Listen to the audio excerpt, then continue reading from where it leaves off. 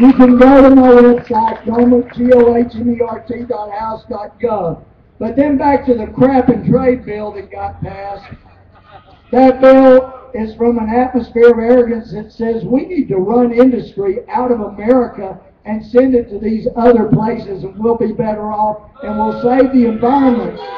Guys, you don't have to be that bright to realize when you send manufacturing and industry jobs to countries that pollute 4 to 10 times more than we do doing the same job, you haven't helped the environment. You've heard it. Now, there is some good news I have for you, for those who haven't studied the stimulus, this porculus bill that passed in January. Most of that money doesn't get spent for 2 years. That's the good news. And if you haven't checked your calendar, there's something coming up in 16 months. And you ought to make it a requirement that whoever you vote for promises to end the stimulus bill before they squander any more of our money.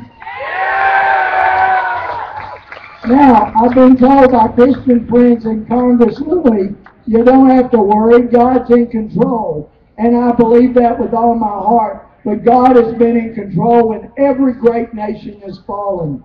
Because even though He's loving and He's just and He's merciful and forgiving, when a nation is determined to go away from Him long enough, eventually says, okay, goodbye.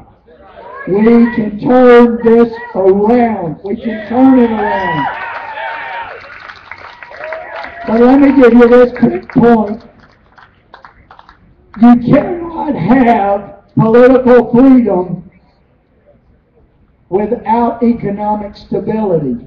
You cannot have economic stability unless you have morality. When you lose morality, you lose stability, economic stability, and people always are willing to give up political freedom to get stability. We can't go there. We've got to get back to morality and save this country. And let me finish by saying this. After the bailout passed back in September, I knew where this was going, and it was not good. It was terrible. And I pled passionately with my party before we went to the floor for that final vote where it passed. And I was told this isn't socialism after I'd said that it was. That weekend I said, Lord, I don't see the hope. Show me the hope. I don't see it. And that's when it came back to me.